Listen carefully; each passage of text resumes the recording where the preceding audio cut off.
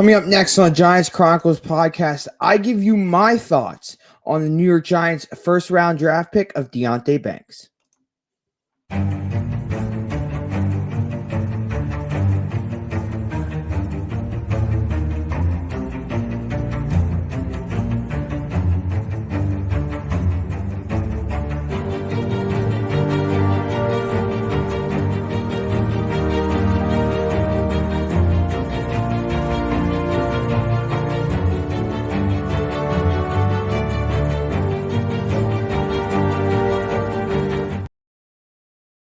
What's going on, everybody? Welcome back to the Giants Chronicles podcast. I'm your host, Gabe, and we are now on day 2 of the NFL draft, starting in just a couple hours when I'm recording this.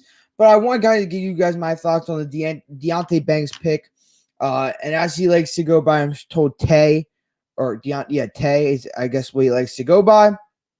But obviously someone who was a top corner in this year's draft. Expected to go in I saw him anywhere from pick 15 to pick 25 range. So obviously someone that we didn't reach on, which is always important that you don't reach on a player. Obviously someone like Wink Martindale, liked by his reaction of him hugging Shane. I thought that was pretty cool. So obviously Wink Martindale has a plan for this player, and the Giants trade up to get him. So obviously they wanted him, and they actually traded the 5th rounder and 7th rounder. So I don't know if I really like that compensation wise. But look, they wanted to get Deonte Banks. They clearly liked him. They did a lot of work on him. And so they traded up. Now, maybe they had concerns that Jacksonville might have drafted him. Obviously, Jacksonville did need a corner. I think they ended up going D-line. Oh, no, offensive tackle, I think they ended up going in the end of it. But obviously, they could have easily gone Deonte Banks. The Giants just wanted that security after the run of receiver. And Shane did say, as that run of receivers was going on, they were getting a little, it was getting a little tense in the draft room, just because, obviously they said the first round grades were going down. They were running out of first round grades. So it was getting a little tense. And they said they had options to trade out.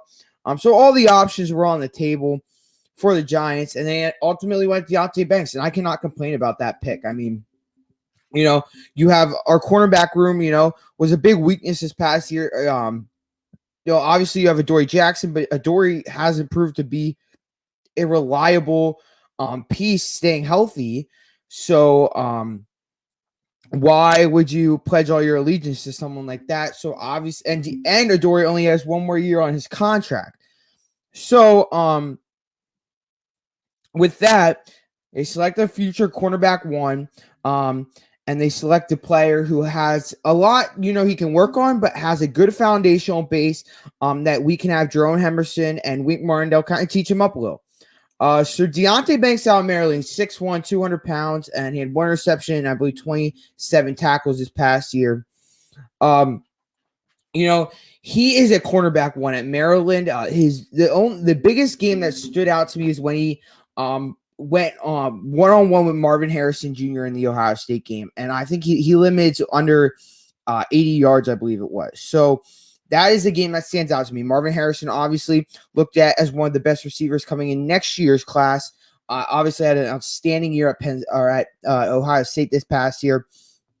So it will be interesting to see if he can come and transform to the NFL. Again, cornerback is a hard position to, take over from college to the NFL game.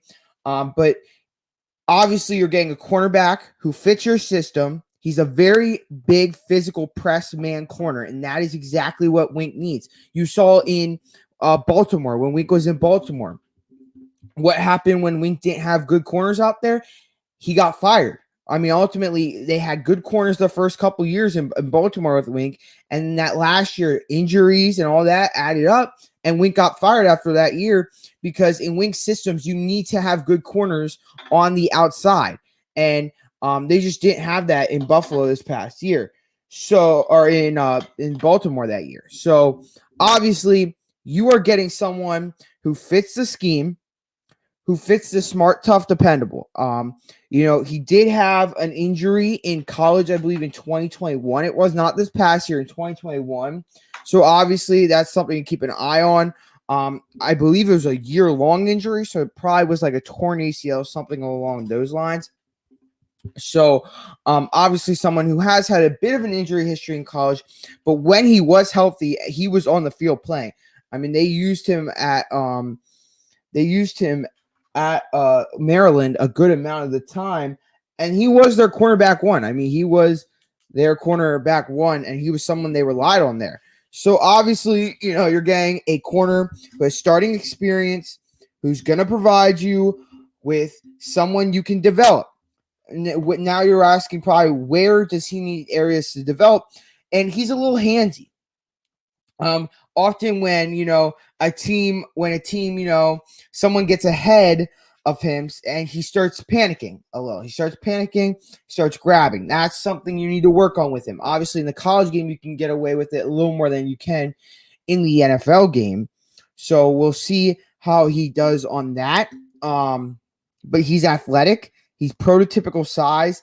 And he's someone the Giants are obviously, they're going to probably start this year. I mean, they need a cornerback too on the opposite side with Dory.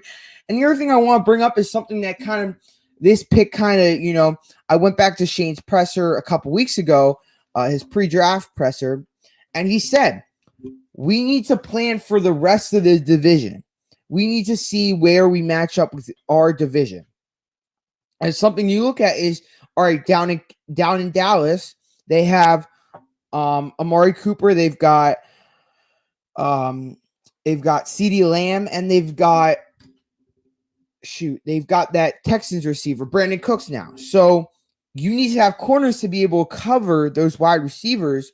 And I think that's where Deonte Banks is going to play a key role, because then in Philly, you have Devontae Smith and you have A.J. Brown. And then in Washington, you got Terry McLaurin and Jahan Dotson. So now you have two corners who can go against these NFC East wide receivers that are pretty good receivers.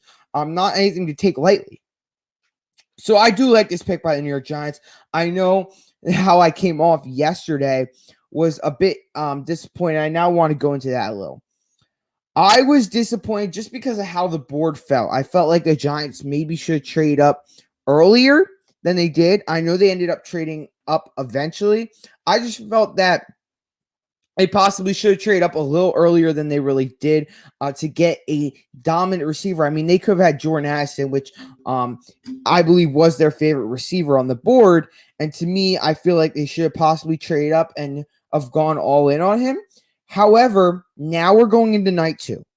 And on night two, there's a lot of valuable players at the wide receiver position. So maybe what Shane and Dable were, and Shane and his staff were thinking was, all right, corner, there's a lot of good day one, early day two corners. But there may not be that corner there at 57 in the second round, because all of them are going to be taking early second round. So I think they said, let's draft a corner now in the first round, get a really good corner who can be our future cornerback one in Deonte Banks. And then let's get a wide receiver on day two who's a speedy guy. So some names they like: Tyler Scott, Marvin Mims, Jonathan Mingo. So that's three guys right there.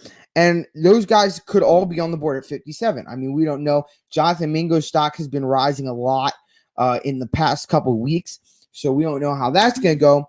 But this sets the Giants up to possibly get an offensive lineman and a wide receiver tonight.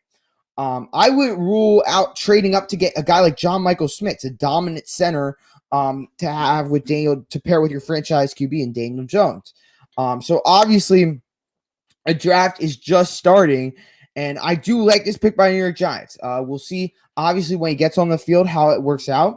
But I'm sure he'll have some rookie struggles. Like I said, quarterback is a hard position to adjust to in the NFL. So I'm sure he will have some rookie struggles. But maybe he'll be, maybe he'll translate like Sauce Gardner did to the NFL game. We don't know. It's always a wild card with that translation from the college to the NFL game. But I appreciate you guys watching this video. A bit of a shorter video.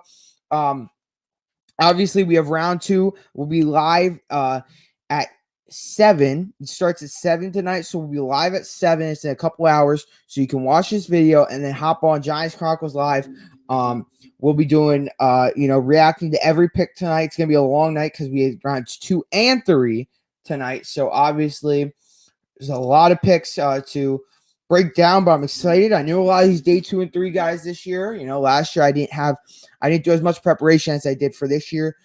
So I know a lot of these guys. I'm interested to see how it falls board wise and what trades we might have. Obviously, the Steelers are at pick 32, and you still have Will Levis and Joey Porter sitting on the board. Does someone maybe want to trade up for one of those guys? So we'll see how it unfolds here. But it'll all be on Giants Chronicles Live tonight. But with that, guys, I appreciate you watching this video. We'll see what the Giants do for the rest of the draft. I'll have a breakdown tomorrow night, a Saturday night upload out of the whole Giants draft. So hopefully whatever our last pick is, that's when I'll start recording. I won't be live for tomorrow. It's day 3, so kind of a more like the telecast isn't as interesting, I guess is the right wording. It's not as, it's not as, fun. I don't know. I don't know where I'm going with this, but you kind of understand. It's not as big. You're not really getting day 1 starters like you are in day 2 and day 1. So that's what I'm going with there. But hopefully you guys like this video. Please like and share with your friends. Obviously we're continuing to grow here. Hopefully we get to 100 subscribers soon. I have some guests planned for the off season, so that should be exciting. But with that, guys, I'll see you in a couple hours, and let's go Big Blue. Peace.